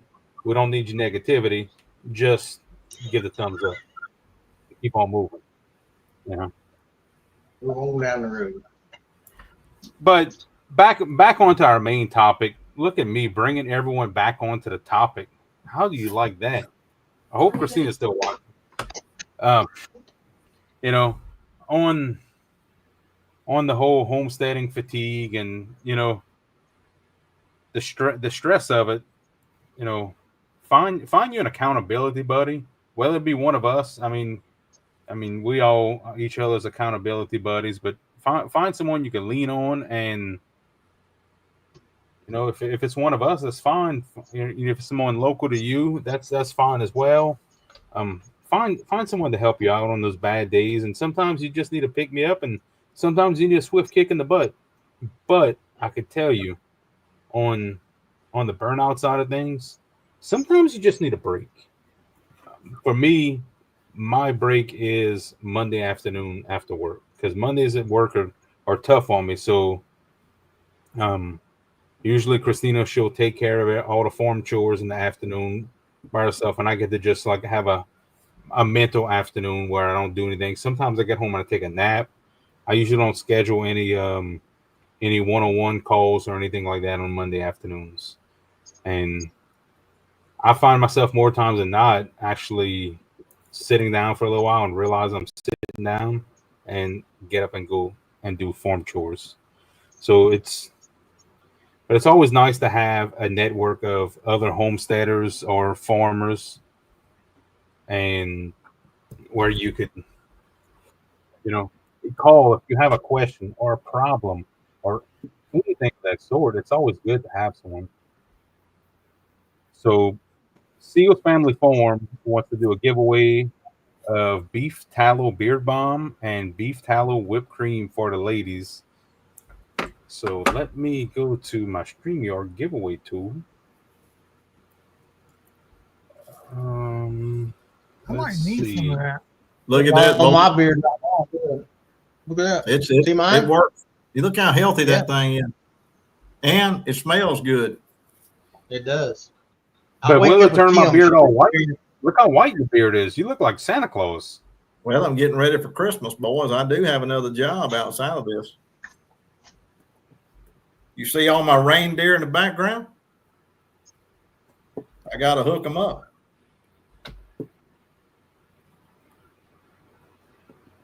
All right, so we are going to start collecting comments. And here is your code right here for the seals. Or I guess I redone it already. I canceled it. So for the beard cream or the whipped cream tallow. Ooh, that was a hard one. Close. Yeah, close to it. Close to it.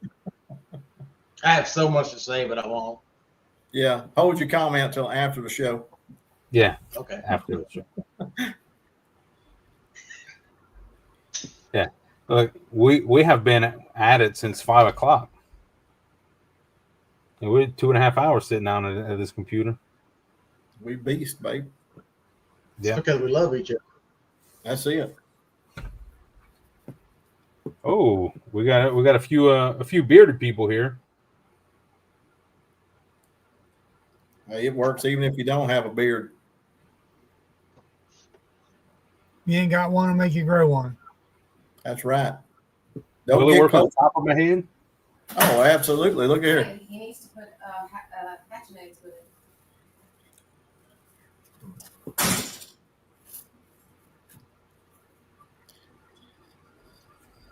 Yeah, so then.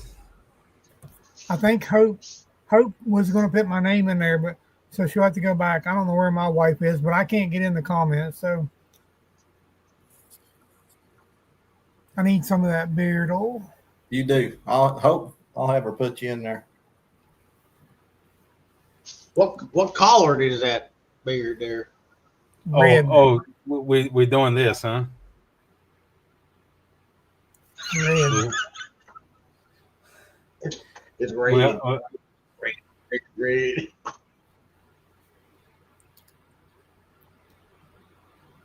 we always look, Hope's putting it in for Dwight. She's so good to me. Yeah, she's. All right, Dwight, I got you taken care of. I sure don't see Miss Kim putting it in for Sean. I think he's already got some. He's starting to grow it out a little bit. we were trying to keep on the bar low, you know, we kind of already have ours. I hope it makes his beard grow because, I mean, I had a school teacher. She had a beard a little better than that, but. Hey, I'm growing mine. Hey, Aaron, hope so. She even throw in some hatching eggs too. She said if they wanted some with it, whoever wins it. It's summertime in Texas, baby. This is long enough. Oh yeah, I got to keep going all the way to Christmas. Wish you boys could feel how it's getting there, boys. I got a little wisdom. That beard's like a sword. So once we do that giveaway for the beard balm and that whipped cream, I don't know what that's about, but I want to try some. But you want to try some whipped cream? Yeah. Well, we got something to give away. All right, so everyone can see the screen. Can you see the giveaway screen? Yeah, we can see it. All right. I just Spin it. When I win this, I just want to make sure nobody says there's any funny business, you know. There you go. All right.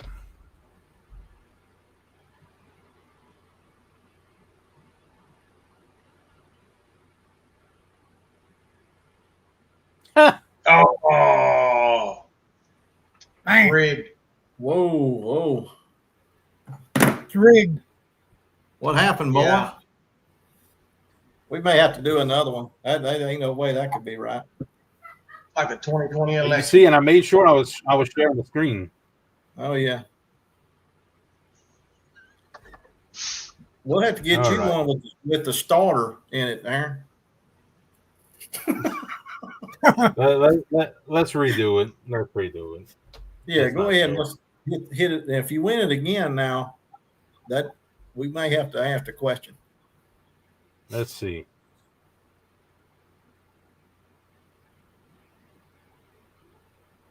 Oh my Dwight God. won. Okay, Dwight, you got it, buddy. I got it. Now, will that attract my wife? Will she like that? Absolutely. It'll keep her away. Yeah. Good. I need a break. Yeah. Oh, you're gonna love it, man. Got teeth good. So, Sean, you said you had a giveaway. Yeah, we can do some dog treats. So we do the freeze dried dog topper, dog food, cat food topper, and the freeze dried quail yolks. And Kim wants to put in so we started selling our soap, Timber Ridge Quail Farm soap with our crushed egg in it. So it's kind of always messes for it. It was like an exfoliator. But we'll do some dog treats and a bar of soap with quail egg exfoliator in it. Pick a name. I don't care what you use for that. All right.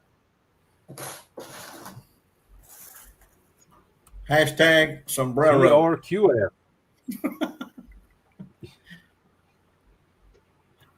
It's hashtag TR Timber Ridge QF Quail Farm.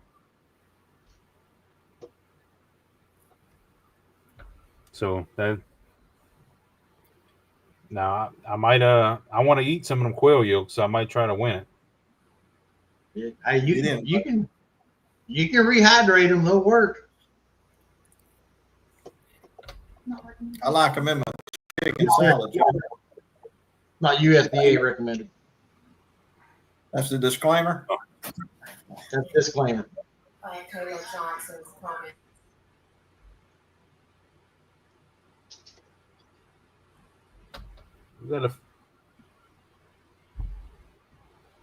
So I see Steve's comment. He says, Dwight, I hope that beard stuff don't turn your beard white. Yeah, so Steve, I'm kind of let Dwight get it, rub it in. If it doesn't turn white, then I'll get some and try it, and I'll let you know. Well, the winter is kind of rough on me, but if it turns white, I might be able to go down to the local town here and get a job doing the Santa Claus. But I don't know if people want to sit on my lap. But I mean, Yeah, to each their own, huh? Yeah, I mean, I'll be kissing hands and shaking babies. Yeah,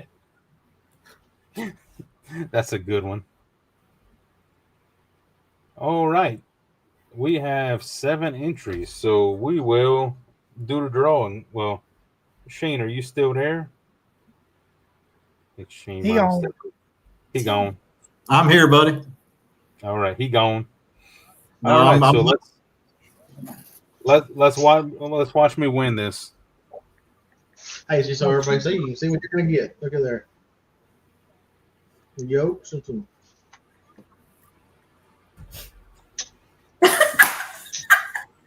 Oh no, boys! Oh, get out of this damn drawing. Hey, Aaron, do that again.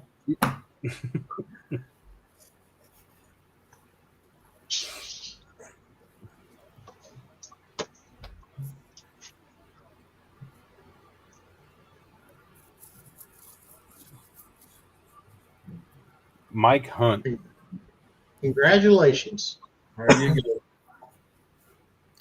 Mike Hunt can refer to several individuals, including Michael Anthony Hunt, a former.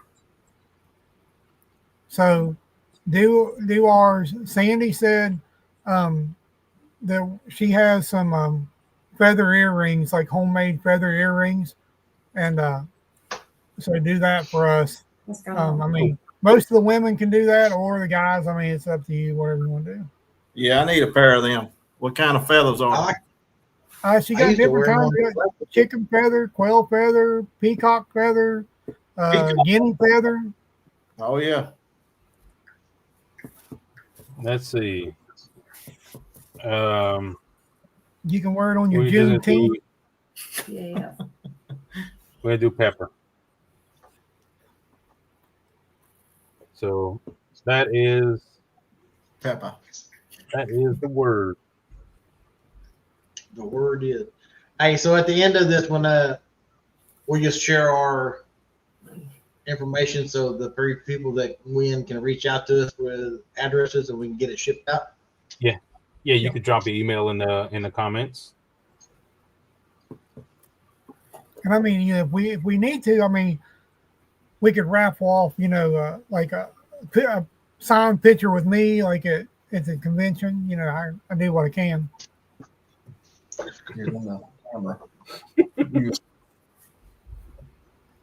I'd be down with a date night. Man.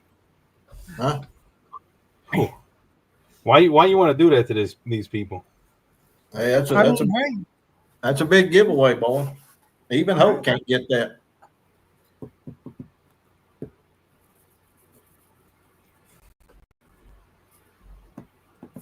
Let's see. Making sure I didn't miss any comments.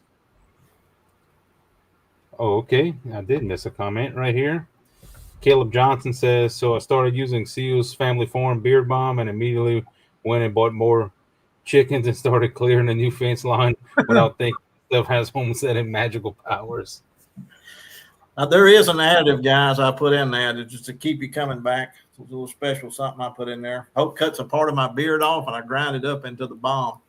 So you have part of my essence. That's a good one, Caleb. That's why Sean's starting to get white. That's a good one. I like that one.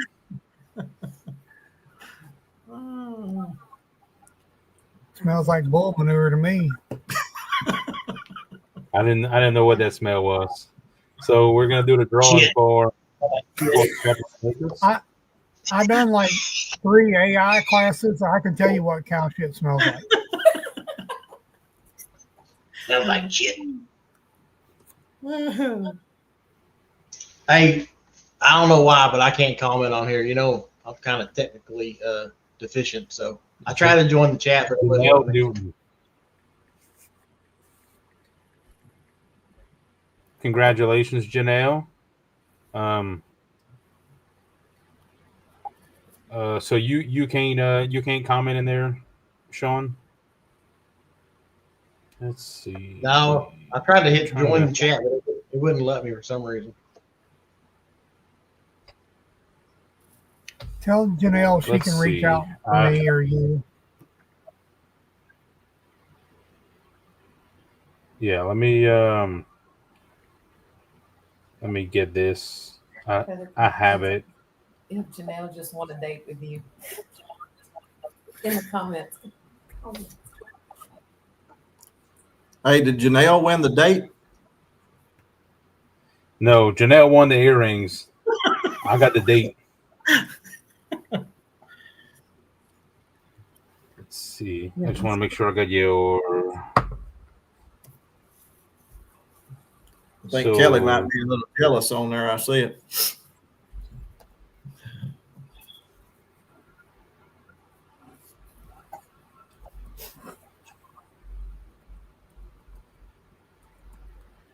That's Timber Ridge's email.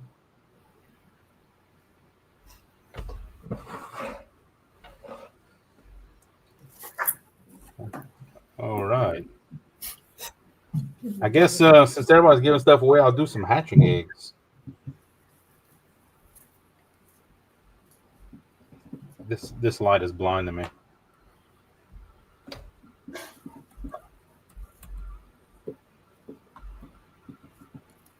Hey, Dwight, you need some hatching eggs with that tallow? Yeah, so that is Sure. the code for the hatching eggs, and I'll do a 30 count of your choice, except for celadons. Don't say celadons. Dirty turkey. Yeah. Yeah, the celadons are a little tough to come by these days. I've got a hen that lays a celadon egg, and I refuse to put it in the incubator. I don't know what hen it is, and I know I don't have a celadon rooster, so I just feed the celadon egg to the Vietnamese. I put it in the cell egg pile. I love my celadons. Sandy says she wants celadons, but I'll get her some really nice ones. But I don't want whatever that is I got. I don't want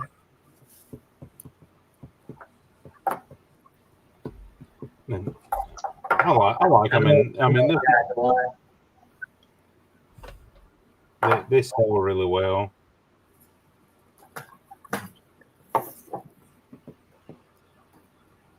Hey, Dwight, Sir, I don't know if you can see this. I can't. I don't. What? The screens. Hold on, Aaron's got me jammed up. Aha! I see it. Why is it my fault? Is Aaron got you jammed up? And that's for him, and that one's for Sandy. Hey, look here. Here's Miss Sandy's. For her beard? Yeah. Sorry, Sandy. Well, I mean, when it's cold up here, we got to rub beards, because you got the blankets wrapped around you. You can't touch nothing else. Tell Dwight to model the earrings. Hey, Dwight, that Caleb Johnson, he texted me. He needs you to model them earrings he was talking about. He said he'd like to see them in action. I can do that. It'll be like that 40 degrees video I sent you guys. Tell him I'm going to need his private message because that's like my OnlyFans thing. Oh. All right, so we'll do the drawing. We have 6 entries. Oh wait, no.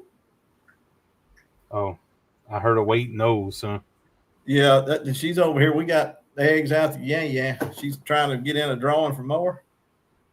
Lord help us. Colored ones, Aaron. She's using my beard balm now. She's getting, into the farming.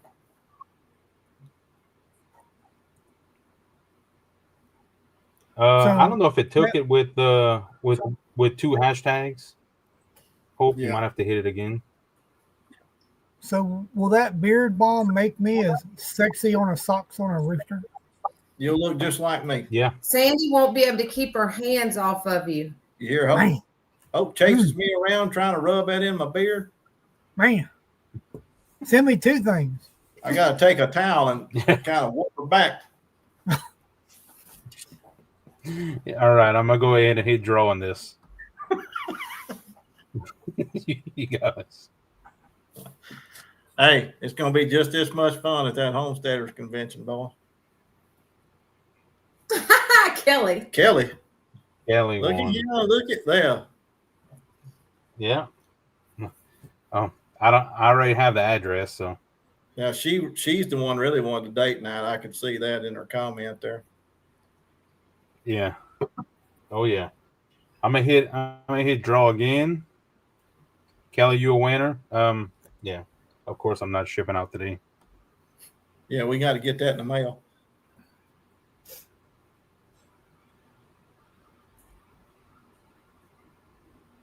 And Larry Lyon.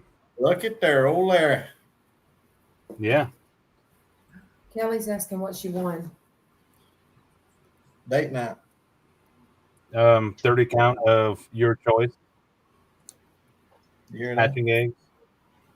Text her and tell her she's got the date night and she's got to buy. She's listening to you. Yeah. Yeah, this has been real fun.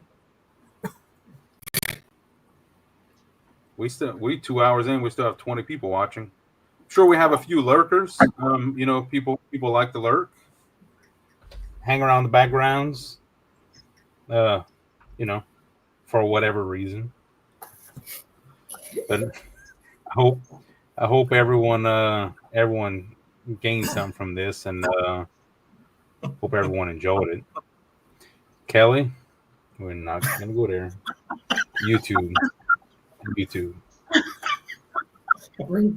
Oh Lord. Comment. As long as they ain't made out of wool, them things itch.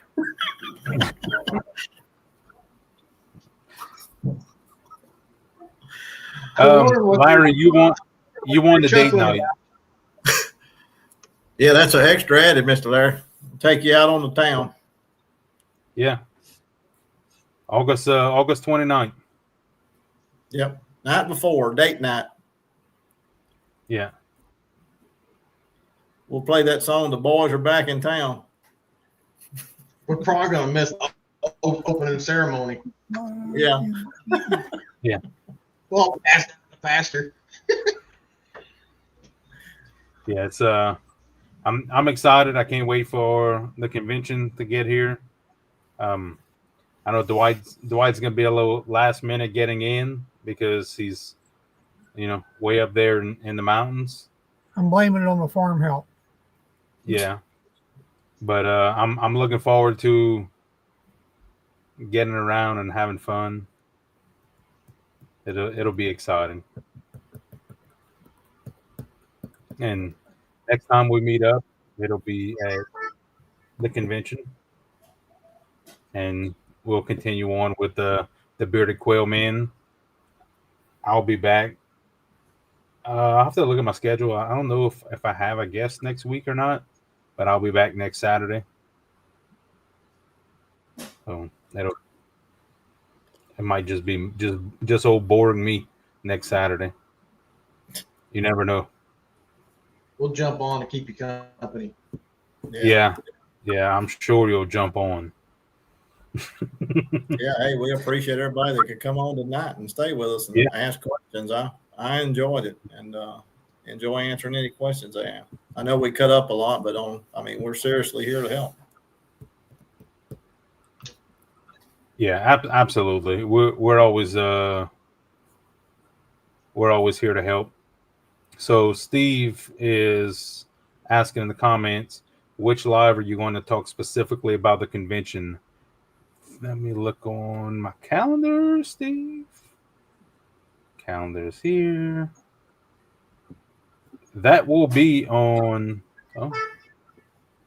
next Saturday, August 2nd, because we are finalizing everything on August 1st. August 1st is next Friday. So August 2nd. So next Saturday we'll be talking about the convention. So that'll be exciting. So all of everybody on the screen, mark your calendars because we'll meet August 1st. Forgot about that. Put that on the calendar. We talked about it last meeting. You didn't add it to your calendar, Shane? What's that, Aaron? You didn't add it to your You're saying calendar? yes. We talked about it last meeting. Oh, yeah. You talking about on the 1st? Yeah. Yeah. Hey, Shane, what did you say that name of that calendar was that Hope got you guys set up on? Skylight. Skylight, Dwight. Hope will send you the link. Okay, that'll work. Because I need that with everything that's going on here now. I'm telling you, it's a good networking too for your family, Dwight, to farm. I'm telling you, and we can step you through it. We use it for everything. So Dwight, it's a screen that's going to be at your house, like a computer screen, but then you have an app on your phone that everybody in your family can connect to that one screen. So if you're away from home and put something on your calendar, it comes up on the screen at home so that she can see it. Okay, yeah, that'll work great because we've got a tablet we can set up because with Mom being with doctor's appointments, farm appointments, with my kids, with my daughter, she's going to have another baby. That way everybody can see what's going on. Oh, yeah, it's good. And to answer Jacob's question, Aaron, it is on the website. So if they're interested in any of the Beard Balm or any of the beef tallow products, they can either message us or they can look on the website, and we can ship it to them. Or he could pick it up in a few weeks. Yep, or you can pick it in 35 days. You can. And I could personally apply. And listen, I'm not gonna be there for that one. Sean, look, I put his in. Look, he's not wanting no more of it. I'm good. What time? August the 1st. Margarita, buddy. That margarita. Hey, I'm going to get on. Tell Hope normal time, Shane. Normal time, he said. Tell Miss Janelle, if you're still on here, if you message our Peppermint Acres farm page and send us your email and address, or just send us your mailing address, we'll get those out to you. Yeah. So Izzy Chick says, thank y'all for doing these. Always learn something. Thanks for stopping in. I mean, without everyone here commenting, interacting, joining in on the live stream, without y'all, it would just be us four talking. So I mean, we definitely appreciate everyone watching and everyone liking, subscribing, and I mean, it kind of gives us a little motivation to keep going, keep on doing these things. I started doing live streams on accident. For anyone new here, it was a joke at QuailCon last year. I had like 100 subscribers on YouTube, and a guy asked me when I would start doing live streams on YouTube, and I said when I get 500 subscribers, and I laughed and walked away. Well, I hit 500 and I started doing live streams, and now I think it's like 12,000 or something. It's a good many. A good many. I think we're 2 hours in, so I got a few farm chores to do, and we'll get off of here. Thanks everyone for stopping. I got one thing real quick for Yes, Jacob. sir. I charge nothing for application of the beard balm.